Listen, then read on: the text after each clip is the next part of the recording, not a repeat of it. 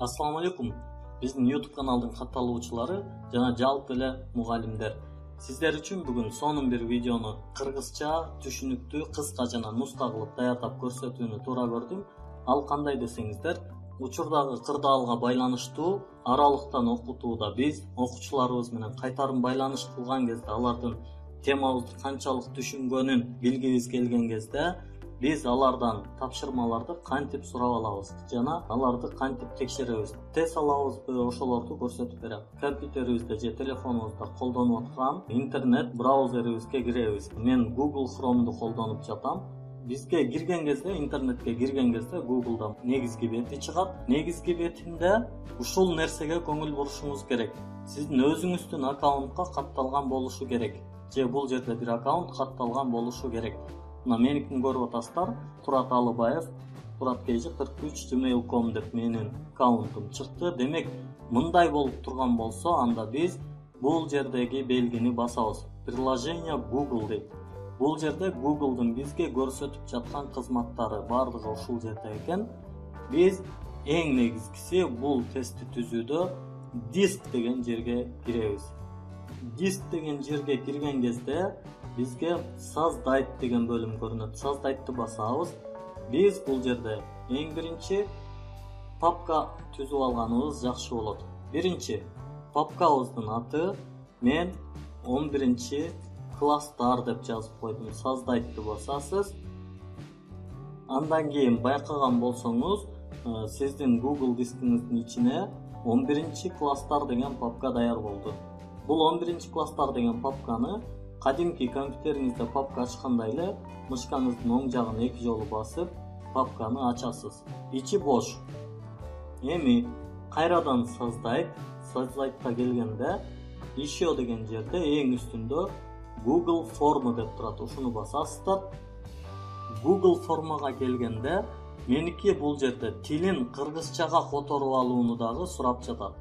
Мен кыргызча которуп алып колдонуу мага ыңгайлуу, бирок көпчүлүгүңүздөрдүкү орусча болгондугу үчүн орусчасын көрсөтө берем.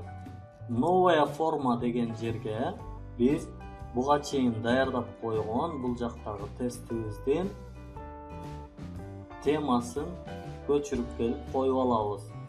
Окшоштуктар жана сүйлөмдөрдү толуктоо тести. Эми өзүңүздөр жазсаңыздар да болот. Описание дейт. Бул жерге 11 класстар үчүн деп жазып койсом да боло берет, жазбаса дагы боло берет. Не обязательно деген бөлүк экен. Вопрос деген жерге келип, биринчи текст строка деген жерди белгилеп алабыз. Андан кийин бул жерге аты жөнү дегенди жазып коюшубуз керек. Бул обязательный вопрос дегенди белгилейбиз. Буну сөзсүз жооп бериши керек болот. Андан кийин плюс деген белгини басып, өзүбүздүн бул жакта түзүп койгон тестибиздин биринчи суроосун алып келип, вопрос деген жерге чаптайбыз. Бул жерге чаптаган кезде мен клавиатура менен кыска жолдор менен чаптап атам. Сиз ставить дегенди да бассаңыз болот. Мышкаңыздын сол жагын басып, ставить десеңиз да түшөт. Андан кийин варианттарды аласыз. Аларды да көчүрүп алып туруп, вариант деген жерге келип таштасаңыз, 4 вариантты тең бул жерге алып келип берет. Андан кийин дагы бир жолу плюс дегенди басабыз. Биз кийинки сурообузду алып келебиз. Андан кийин дагы вариантын алып келебиз. Аны да коебуз. Мен мунун баардыгын түзгөндү сиздерге көрсөтүп отурбайын, убактыңыздарды албайын. Сиздер дагы өзүңүздөр практика кылып, иш жүзүндө өзүңүздөр көрөсүздөр. Мен болсо азыр кийинки бөлүмдү көрсөтө берем. Бул жердеги настройки деген бөлүмдү бассаңыз, ушул баракчасы чыгат. Собирать адреса электронной почты деген жерди белгилеп коесуз. Андан кийин тест деген бөлүмгө кирип, муну бул жака жылдырып коесуз. Сразу после отправки формы дейт. Параметры теста показать оценку дейт. Сразу после отправки теста дейт. Тестти тапшыргандан кийин дароо биле алат окуучу, же После ручной проверки десеңиз өзүңүз текшерип анан жибересиз. Biz сразу после отправки формы дегенди белгилеп туруп сохранить дегенди басабыз. Ооба, биздин тестибиз түзүлдү. Бирок бул жерде дагы бир нерсе бар. Тестке келген кезде ответы деген чыгат. Бул жерде өзүңүз туура жоопту белгилеп, балдык системасында коюп койсоңуз болот. Сурооңуздун татаал жеңилдигине карап, бул жерде балды каалагандай койсоңуз болот. Мен бардык тесттерим эле 2 балдык деп коем. Готово дейсиз да, кийинки тесттериңизге дагы барып, ушул ишти кыласыз.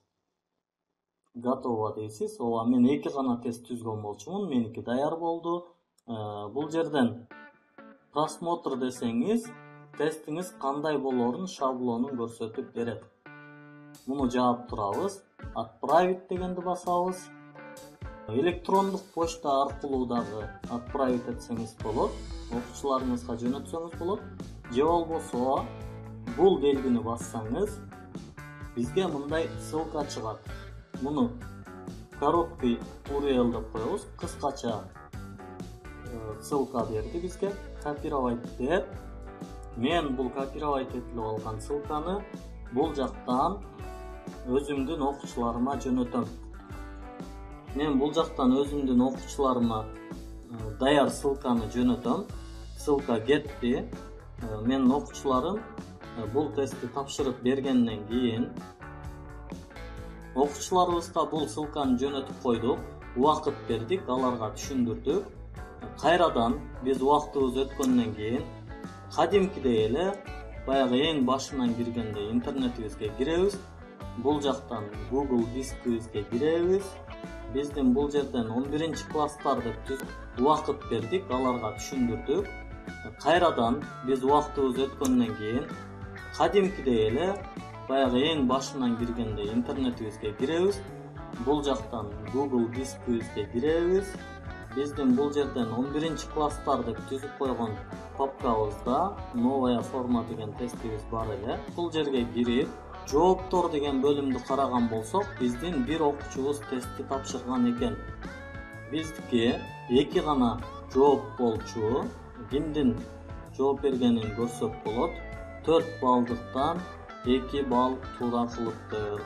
Ушундай кылып көрө бересиздер. Бул жерден жоопторун көрөсүздөр, урматтуу мугалимдер. Окуучуларыңыздар менен кайтарым байланыш кылганда сиздерге бул жеңилдик болот деген ишенимдемин. Баарыңыздардын ишиңиздерге ийгилик каалайм.